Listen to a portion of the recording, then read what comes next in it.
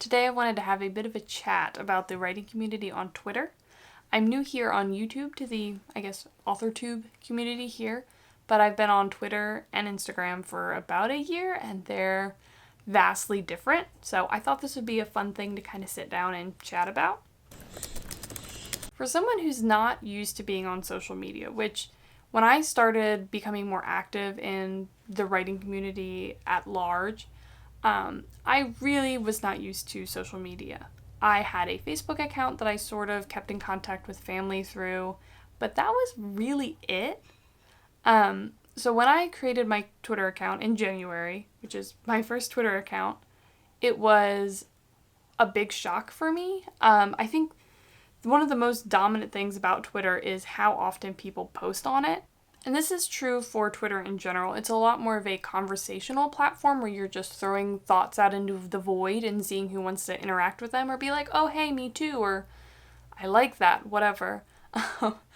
But there's two big posting frequencies that really determine my approach. And the first one is the sort of minimum posting frequency before the algorithm starts to penalize you almost. That's sort of once a day, as far as I found. And then you have the frequency where it's sort of like the sweet spot, right? Like the closer you can get to this, the more the algorithm is going to show your stuff, the better it's going to treat you, the more active Twitter will think you are. And anything over than that might be seen as spammy. So the last time I looked this up, and you'll have to do your own research now because this was almost a year ago at this point, but I think it was something along the lines of posting 25 times a day, which roughly ended up being about every 42 minutes while you're awake, I guess, which is a lot. So that was kind of one of the first things that I had to keep in mind, and I imagine anyone else that's on Twitter or considering joining Twitter, you have to be pretty active just all day. Quick disclaimer, we are talking about the writing community on Twitter. As I mentioned, I have no experience with any other part of Twitter, so anything that I say as a generalization, I mean to specifically refer to the writing community and not any other area. The other thing to note is that the writing community on Twitter is very large and you kind of have your own niche in there, sort of, your own bubble. And what I've learned in my experiences with my part of the writing community is not going to be the same for everyone's experiences with the writing community. So keep that in mind. To move past general statements and bring it around to my specific experiences, the first thing I wanted to talk about was how easy it is to get started. Twitter does not require you to come up with a super cohesive brand. You don't need to take photos of things, take videos. You don't really need to put much thought at all into what you post. Obviously you can, but you can really just create a Twitter account and just start tweeting things. But yeah, it's really easy to get followers when you first join the writing community on Twitter. It has this initial sort of feeling of being very welcoming, and we'll talk about how that changes later. But you kind of, if you do a big intro post that's like, I'm, Maddie, I'm joining the writing community on Twitter, this is what I'm writing, this is what I'm doing, I can't wait to get to know everyone, most people do that. Sometimes they do it repeatedly. But, a lot of people will like those intro posts. I'll see hundreds of likes on some of them, retweets, they kind of boom and then people follow you. The biggest rabbit hole for if you're starting on Twitter is not to fall into the follow for follow game. This is something that I feel like most newbies fall into at some point. I did. People will do, they call them writer's lifts, hashtag writer's lift. And this is really just people saying, hey, if you follow me, I'll follow you back. And it's like an artificial way of making it look like you have more followers and you follow more people, but it doesn't really work like that. So I tend to find when it comes to demographics of the writing community on Twitter that you really do get a little bit of everything, more so than the other communities that I've interacted with anyway, but they'll be different niches per genre and they kind of tend to interact a little bit differently. You tend to see a lot more writers than readers.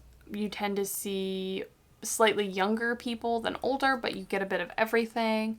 And there does seem to be a lot more of certain genres on Twitter than others, but I found people from every genre. One of the things I have noticed about the writing community on Twitter is that I see a lot of pass-through, less so than on other platforms, and I think part of this is because of how kind of easy it is to get started on Twitter, that a lot of people just do it and then kind of abandon it. But I tend to see this 3 different ways. The first one is self-pub authors trying to sell their book. And so people will join, try and really focus on selling their book, find that it's really not a great platform for that, it really doesn't do anything, and then they just kind of drop it because it doesn't work for them. The second one is people that are just joining to be a part of the Twitter like pitch contests and stuff like that. So they'll join, and maybe their account stays around for a long time, but they're really only active in those windows leading up to and during the pitching contests. So they'll be like super active, and all of a sudden you like won't see them again, and then months later, oh, you see this person posting, and you're like, oh. So I see that a lot. And I tend to see traditional authors that kind of, I guess, are in the process of starting to query, getting their deals, starting to market. I don't actually see, and at least maybe this is just the people I interact with, but I don't see a lot of traditionally published authors that are established, I guess. I mostly see newer ones, which could just be the people I've interacted with, but it could mean that people kind of don't tend to keep up with Twitter and they find better ways to market themselves and their books as a traditional published author. One of the most important things to learn about Twitter is that you really have to cultivate your own experience. The type of people that you follow is going to impact the people that follow you back. The type of things that you post and interact with is going to impact the type of things of yours that people interact with, and that's going to change your experience wildly. I hear a ton of people complaining about parts of the writing community on Twitter and how harmful certain parts of it are and all this kind of stuff. And like, sure, to an extent, you're going to get a little bit of that anyway, but you can really cultivate your own experience and avoid a lot of that if you're intentional about it. But to get to approaches, I guess, when I started on Twitter, what I really wanted to do was set myself up with an author platform to help me succeed as a self-published or traditional published author, whatever I went with in the future. And that is not why I'm still on it now. I don't think that's a good approach to take with Twitter. It's very important to decide intentionally what kind of content you're going to be posting and focusing on when tweeting. So there are really 3 main approaches, I guess, that you can take with Twitter writing community. You can focus on selling your book or content, getting followers, or engaging with the community. And you can try to do multiple ones of these, but it doesn't always work that way. So the first one, trying to sell your book, it doesn't really go that well on Twitter. Like, people are there to sell their own stuff, and then they're really not interested in buying yours. I mentioned earlier that there's really not a ton of readers in the writing community, or at least people are on there to engage as a reader. So you really don't sell books on Twitter very well. You don't sell services on Twitter very well. If you have a few really good friends, they might buy your book, maybe, but it's not a platform where you should be like, I'm starting a Twitter so I can sell more of my books, no matter what type of author you are. So then looking like you have an author platform. If your goal is to get followers, that's really easy to do. You join a bunch of writers' lists, you do follow for follow, pin tweet for pin tweet, retweets. It's really easy. You should be able to get thousands of followers in a couple of months. But that's going to ruin your Twitter account. Like, you might as well delete it at that point if you actually want to do anything else with it. Because all of those followers are just people that are there to get a lot of followers. So you'll just, literally, it's a numbers game. No one's there to interact with you. No one's going to look at your stuff. No one's going to engage with your stuff. Most of the time when I see people on Twitter that are like, no one comments on my stuff. Does anyone really see me? Like if you see this. You know, I post stuff and no one comments. Like, stuff like that where people are complaining about not having a lot of engagement. And I scroll through their account. They have about the same number of followers and following, because follow for follow. And you scroll through and you see writers' lists and stuff like that. And it's like, well, there's your problem. Those aren't the type of followers that you want. I'll link it below, but I watched an Alexa Donne video where she interviewed her agent. And they talked about whether or not having a lot of followers on those platforms really helps. And I think I'm remembering this correctly or referencing the right video, but they basically said that they know what they're doing, agents do. They can look at an account and tell if it's organic followers, like, and true interactions and engagement levels versus just a follow for follow account. So if you have 10,000 followers but no engagement, they're going to be like, no, this doesn't count. But if they look at an account with maybe 500 followers, but there's heavy engagement levels, that's going to look way better for you. So it's really not about numbers, it's about your engagement. And that's something that I try to really focus on more than anything else. I've kind of been like talking around this, but it's really important who you follow. And it feels bad at first to not follow people back. And people talk about like ratios. Like if I see that someone doesn't follow people back, I won't follow them. And I saw that a lot when I was first starting. Or you see people talking about like, oh, if I see an account that has, way more followers than following, then they probably just like follow for follow and then unfollow, which is a horrible thing. Don't do that. But basically it's like you follow someone to get them to follow you back. And then if they don't, or sometimes even if they do, you unfollow them to make your numbers look better. And I feel like a lot of new people on Twitter, and I did this, worry that if their ratio isn't the same, it's going to make them look bad. I wouldn't worry about that. I've stopped worrying about that. I think I have like a 2-to-1 ratio right now of followers to following. And I mean, you're there to engage with people on Twitter. You can't engage with tens of thousands of people. There's no point in following thousands of people.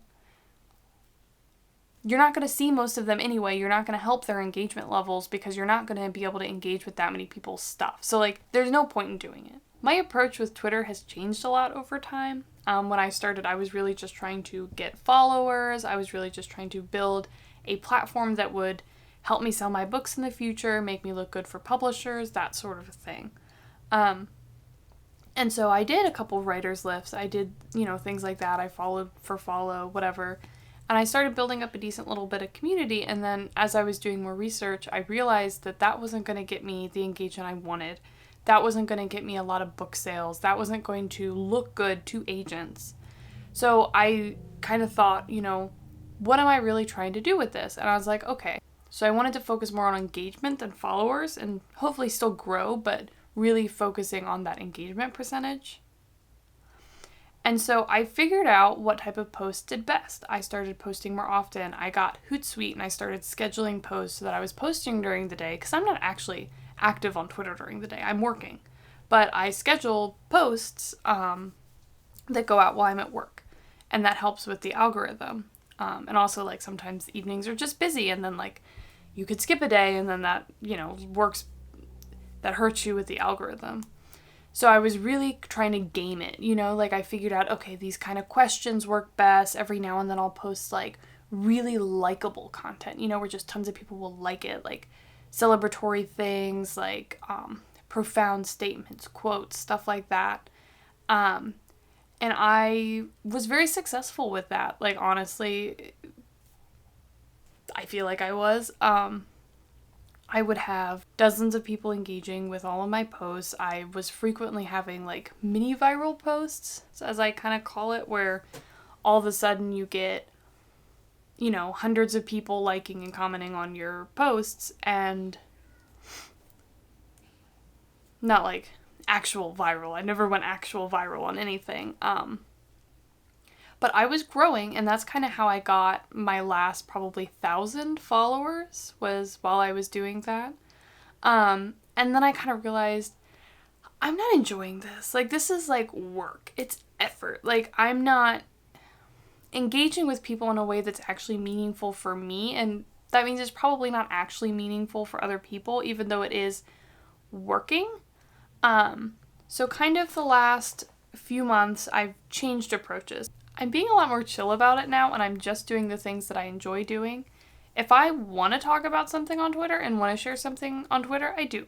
and I try to make sure I post at least once or twice a day. But I'm not scheduling, 5 or 6 posts a day. I'm not looking into and researching the best types of questions and types of things like that to post. I'm not like metagaming it, I guess. And, my engagement is a lot lower. I mean, I'm getting probably on average about 10 likes a tweet, a couple people commenting. Occasionally I get more than that. And it's not a ton of engagement, but I'm not forcing it either, if that makes sense. So my kind of goal at this point, I have enough followers. My account is official enough. I have enough engagement. So I'm just doing what I like doing, and then eventually I'm hoping that the people that aren't here for that fall away, and like I very slowly acquire the type of people that do want to interact with me on that kind of level, on that more real level. And that hopefully, I've been kind of hovering around this same follower count. I've kind of maybe in like plus or minus 50. But I think that's really important for me because what the Twitter writing community does for me is it helps me feel connected to other people. It helps me get ideas for things. It's how I found my writing group. It's how I found my critique partners. Like, it provides a lot of benefit to me as a writer. But how well I do on Twitter really doesn't do anything for me right now. Like, I may change my approach if I go towards, like, I'm actually about to, like, publish or something. I may go back to that more focused kind of, like, I'm actually trying to have a brand, have good content, and, like, just get a ton of engagement. I might do that at times, but I need something that's sustainable. And if I'm going to be doing this for years, because I'm starting a career, I'm not trying out a hobby for a season. So, like, the way I interact with on Twitter, if I'm going to stay on Twitter, needs to be something that I can keep up with. So my biggest lessons learned, or advice, I guess, would be just to be very intentional about what you're doing and what you're hoping to get out of it. And this is for a number of reasons. First, for a nobody, consistency over time is really important. You can't just stop. You just have to keep going day after day, week after week, month after month, year after year. And you will get to the point where you have a large following. You'll learn a lot. You'll figure out what you want. You'll create a community around that fulfills you and that makes you happy. And that's really important. Regardless of your goals, you want to set something up that you can maintain and still be happy. I mean, Twitter it's constant, just stream of consciousness, conversations, just every little thought that comes through your head, that's relevant to, your account. And that's a lot. Like, if you don't enjoy constantly being on social media, Twitter is not a good fit for you. If you don't enjoy just sharing random thoughts or just like think about it. Like, as you go through your day and you just have thoughts, be like, is this something I could post on Twitter? Could I post this on Twitter? If you find the concept of coming up with those like little snippet posts really difficult or like pulling teeth, it's probably not a good fit for you. And that's okay. Like, all these platforms are very different, and you just gotta kind of find the ones that are gonna work for you, that you're gonna enjoy. Like, if you enjoy posting all the time, if you enjoy just having conversations with people and just reading about other people's thoughts, which you kind of have to be, that kind of has to be something that you enjoy. I think the biggest advice I could offer you is just to really think about what you want to do over time and try and have the right goals when it comes to Twitter. If you've had a different experience to this or the same experience, I'd love to know down below. But if you enjoyed this chat, like, comment, subscribe, whatever floats your boat, and we'll chat again next week.